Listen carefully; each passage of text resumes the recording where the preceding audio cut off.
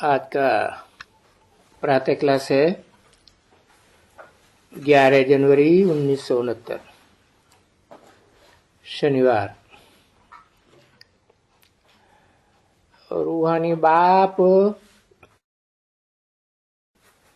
बैठ करके बच्चों को समझाते हैं। कहाँ बैठ करके? ब्रह्मा के तन में बैठ करके बच्चों को समझाते हैं, क्योंकि बच्चे तो समझते हैं ना। रूहानी बाप के रूहानी बच्चे तो समझते हैं। पढ़ाया किसको जाता है? पढ़ाया जाता है अनपढ़ों को, बेसमझों को। अभी बेहद का बाप आते हैं,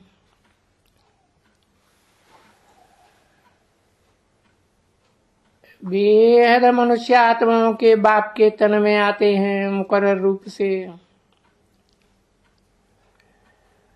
पहले तो उसी में आते हैं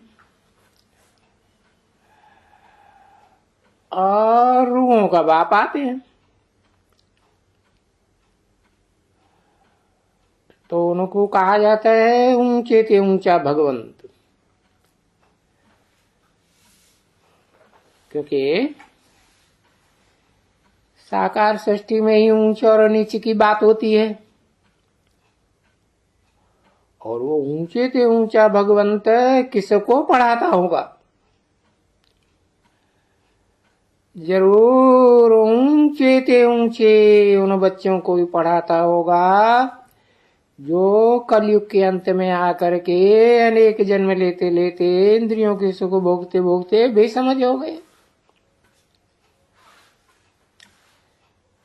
ठीक है ना? इसलिए उनके लिए कहा ही जाता है जो अंतिम जन्म में आकर के इतने बेसमझ हो गए कि विनाश काले विपरीत बुद्धि। नंबर बार बेसमझ हो गए, नंबर बार विपरीत बुद्धि हो गए। अब ये विपरीत बुद्धि कैसे हो गई है? देखो, उन शास्त्रकारों ने लिखा हुआ है ना,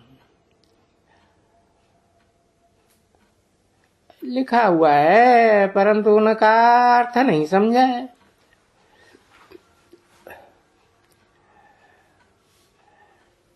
नहीं समझा है तो गोया 84 लाख जन्मों में वेद के बाप को भी ले आए, आत्माओं के बाप को।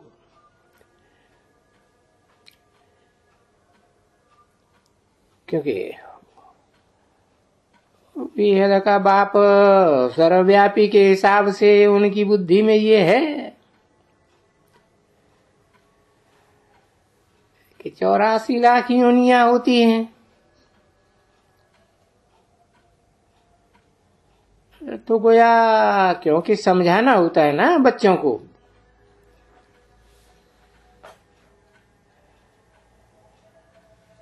अब ये तो सेकंड नंबर में वो ये क्लास है या पॉइंट देना है।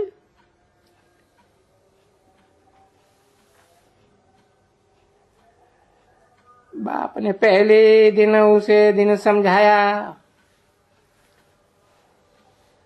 शायद बहुत बच्चों को भूल गया होगा। अभी भी कोई नए बच्चे आते हैं तो उनको हद के बाप और बेहद के बाप का परिचय देना चाहिए।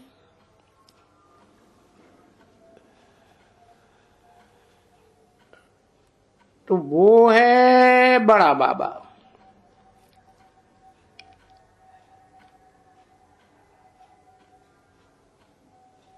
और वो है छोटा बाबा।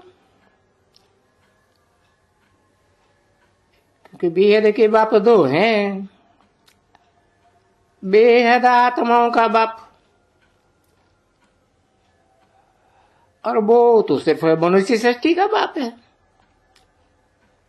तो बड़ा कौन हुआ? आत्माओं का बाप बड़ा बाबा, मनुष्यों का बाप छोटा बाबा। तो वो छोटा बाबा है, वो है कहेंगे हद का बाबा है, क्योंकि एक एक जीवात्मा का बाबा है।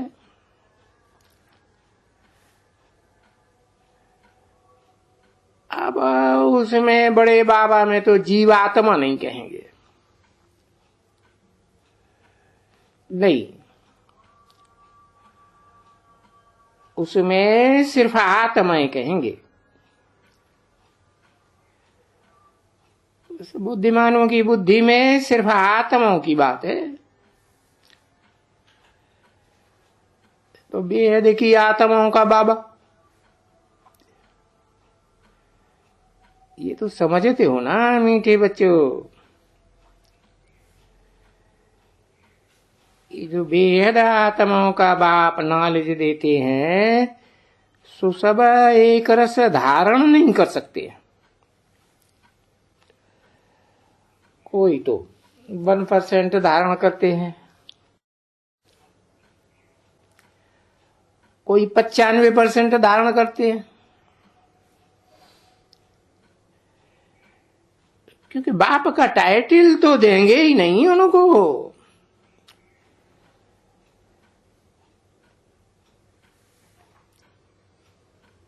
सबको तो दे ही नहीं सकते। और फिर वो 1% वाले भी जरूर हैं।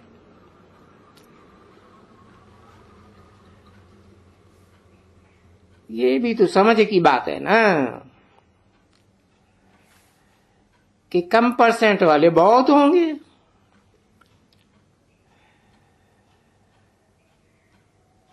जब सूर्यवंशी घराना होगा तो घराना होगा ना बच्ची।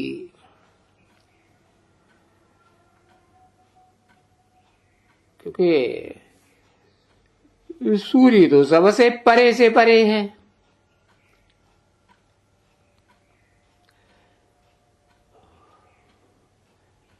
उससे ऊंचे तो कोई भी सितारा चंद्रमा वगैरह हो ही नहीं सकता।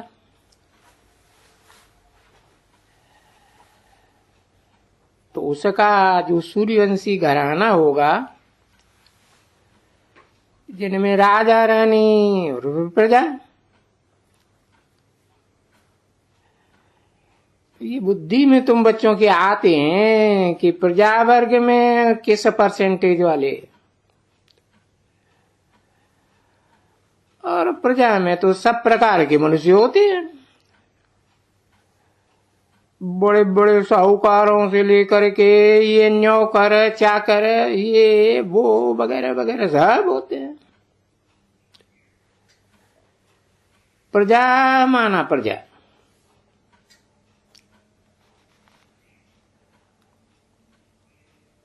तो बाप कहते हैं ये पढ़ाई है ना, प्र माने प्रकट रूप से, जा माने जन्म लेने वाले। ये कोई हद के जन्म की बात नहीं है, ये तो बेहद की रूहानी पढ़ाई में बात बताई जाती है। और पढ़ाई तो जरूर हरेक अपनी अपनी बुद्धि के अनुसार ही उठाते हैं। हर एक स्टूडेंट, चाहे वो हद के स्टूडेंट हो, हद की पढ़ाई के, चाहे बेहद के स्टूडेंट रूहानी पढ़ाई के हों, सो भी मीठे मीठे रूहानी बच्चों को ये मालूम है कि ये पार्ट मिला हुआ है।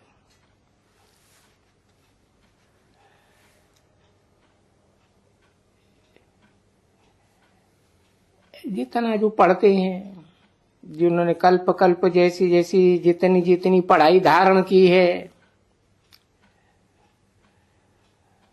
उतनी उनको मिलती है। अच्छा, पढ़ाई छिपी तो नहीं रहती है, बिल्कुल नहीं।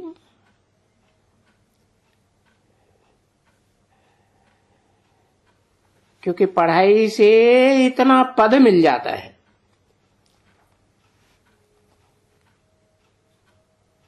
नंबरवार पद, ऊंच पद है, नीचे पद है, मीडियम। सो तो बाप ने समझाया है, या आगे चल करके जैसे जैसे जिसने पढ़ाई की है, और फाइनल इम्तिहान तो होना ही है ना सबका।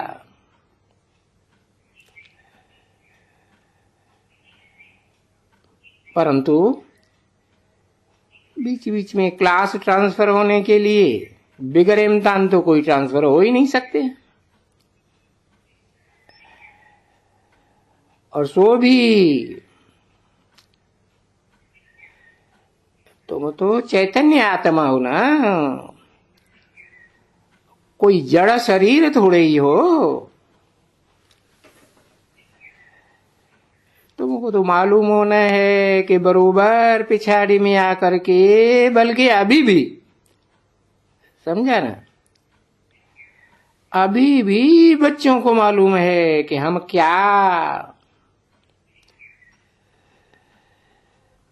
क्या पढ़ाई पढ़ रहे हैं। भले यहाँ बाबा पूछते हैं, लज्जा के मारे बेचारे सभी हाथ उठाए भी देते हैं। कोई समझते भी हैं कि हम ये कैसे बनेंगे लक्ष्मी नारायण। तो भी दूसरों को देख करके हाथ उठा जरूर देते हैं, है ना। नहीं तो फिर उनको लज्जा आती है कि हम तो इतनी पढ़ाई नहीं पढ़ते। तो अभी ये भी एक अज्ञान के हाथ उठाना बिना समझे, तो उसी समय ही बाप समझ जाते हैं तो इनमें कितना ज्ञान है ये भी समझ में नहीं आता है स्टूडेंट्स को। इससे तो जो लोकल स्टूडेंट होते हैं ना, उनमें फिर भी कुछ अकल होती है, क्योंकि वो समझ लेंगे कि हम कोई स्कॉलरशिप जितना लेने का पास नहीं होगा।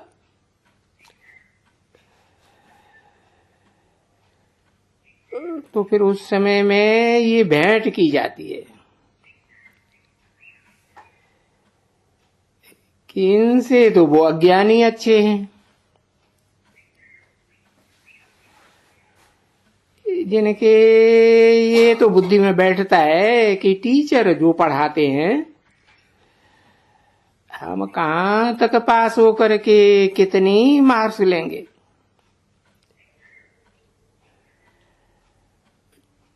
तो वो कच्चे स्टूडेंट थोड़े ही कहेंगे कि हम पास होकर के पास विद ऑनर हो जाएंगे।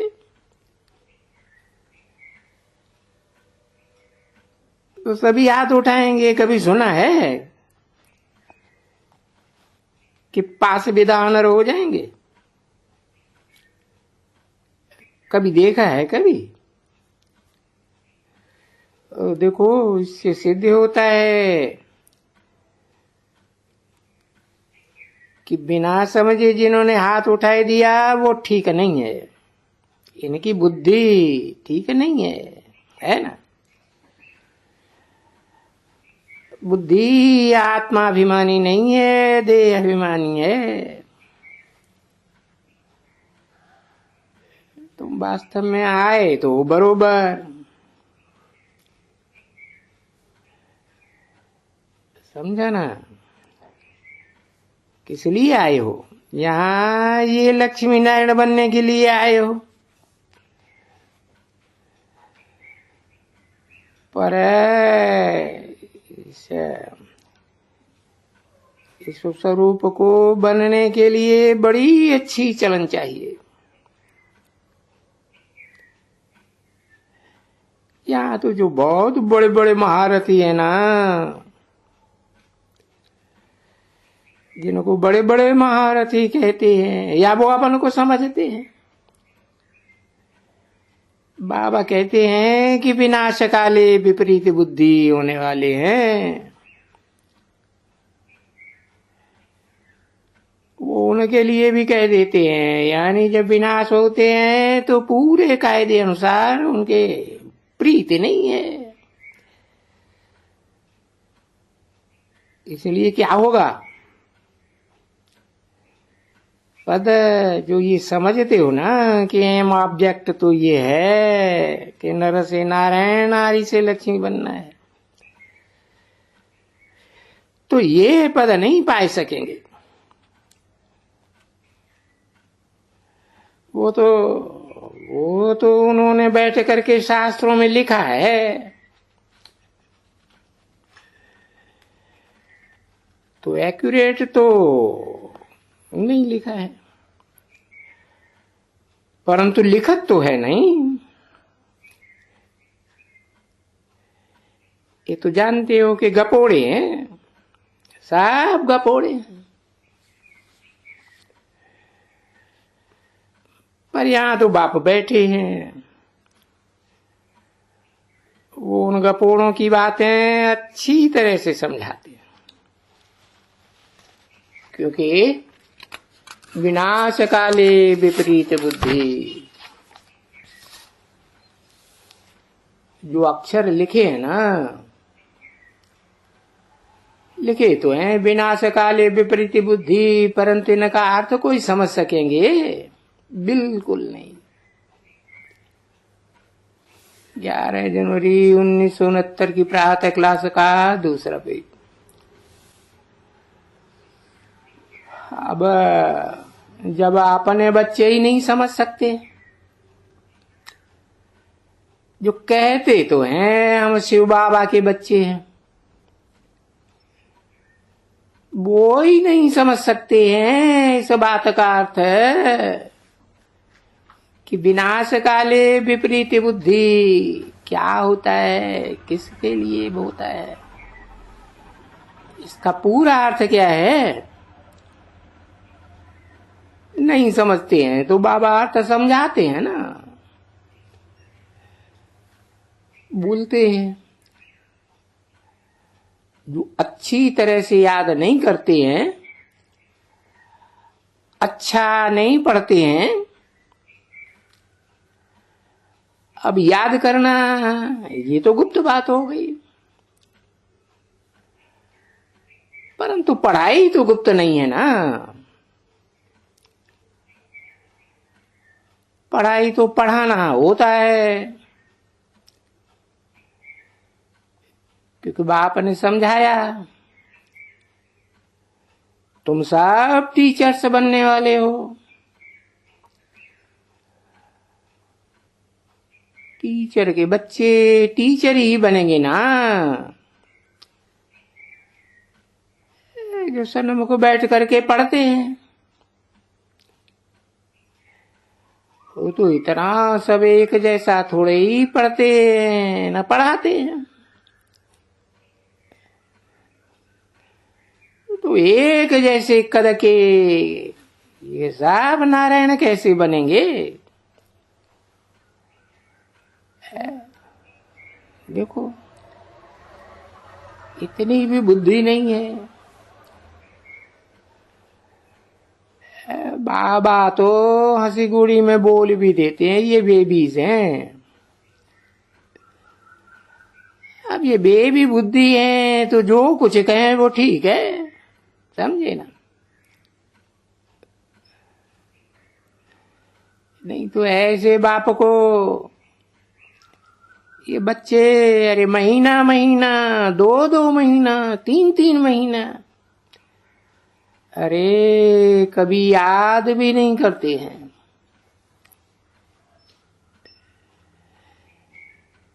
याद ही नहीं तो मालूम कैसे पड़े? मुझे याद करते हैं। तभी पता चलता है जबकि कोई चिट्ठी आवे कि मुझे याद करते हैं, और फिर ये उस चिट्ठी में सर्विस समाचार भी हो कि मैं ये करता हूं वो करता हूं। बहुत चाहिए सर्विस का समाचार। यहां तो न कोई किसी का सबूत, किसी का नहीं।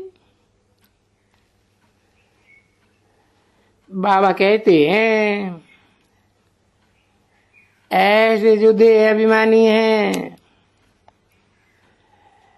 न कोई सर्विस का सबूत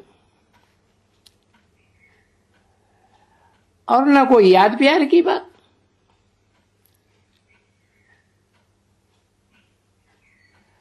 और याद प्यार भी अगर कोई भेज देते हैं, बहुत ऐसे हैं जो कई बेचारे सर्विस का सबूत नहीं दे सकते हैं।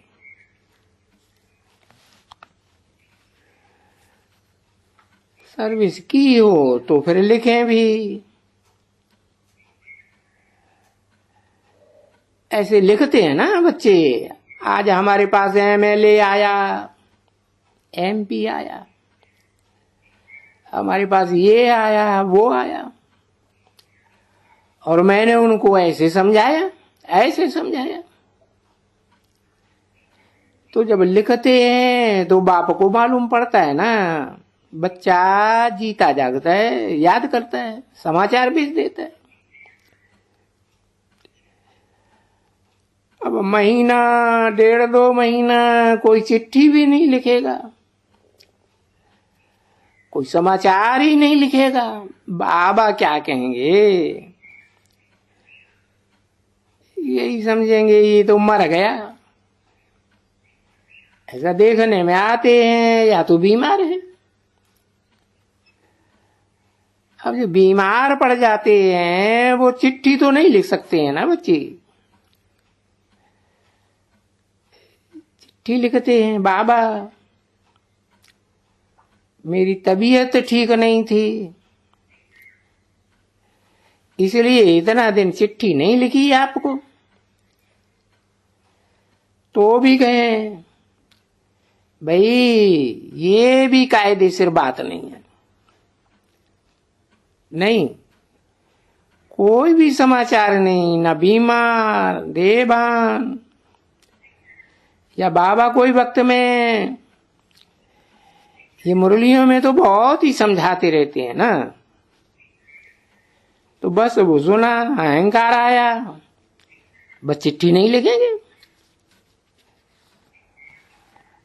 चिट्ठी नहीं लिखेंगे नहीं लिखेंगे नहीं लिखेंगे तो वो याद ठहरी नहीं। याद ठहरी तो बाप भी याद किसको करे, क्योंकि याद से याद मिलती है। परंतु ऐसे भी बच्ची बहुत हैं देह अभिमानी टट्टू, जिनको कहा जाता है देह अभिमानी टट्टू है ना। देखो रावण के ऊपर टट्टू दिखलाया ना, ये जो दिखलाया है टट्टू, तो ये तो बहुत कहते हैं तुम तो कोई देह अभिमानी टट्टू है। अभी देही अभिमानी और देह अभिमानी कुछ जानते तो नहीं है, परंतु ऐसे कहे जाते हैं तुम तो कोई देह अभिमानी टट्टू हो। क्यों? याद भी तो आती है ना इनकी, रावण की, कि इनके ऊपर जो टट्टू का वो सिर दिया हुआ है, तो गाया भी जाता है टट्टू को तारा, काजी को इशारा। समझा ना। टट्टू को तो फिर मारना होता है और काज ही होता है, उसको तो इशारा दिया जाता है। तो कोई तो इशारे से भी चलते हैं, और वो जो जानवर होते हैं ना बच्ची, वो इशारे से भी चलते हैं। चाबुक का इशारा देखते हैं तो चलते हैं। तो ये बातें नहीं दिखलाते हैं बाप। बाप आके कहते हैं कि मुझे सर्वव्यापी कहने से बस यही टट्टू से भी, इनसे इन जैसा का क्या कहो, बेवकूफ कहो, गधा कहो, उल्लू कहो, पाजी कहो, जितना जो कहो, जो भी लकब दियो, इतना कहो कि बाप को सर्वव्यापी मानना अर्थात 84 लाख से भी जास्ती जन्मों में ले जाना।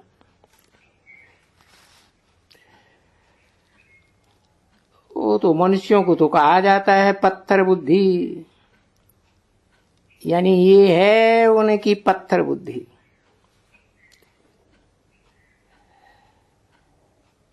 पर वो फिर कह देते हैं भीतर भीतर में, पत्थर भीतर ठिक्कर के अंदर विराजमान है।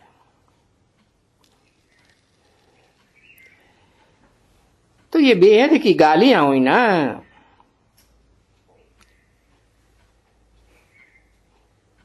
तो इसी के लिए बाप कहते हैं देखो ये मेरी कितनी ग्लानि करते हैं। ओम शांति।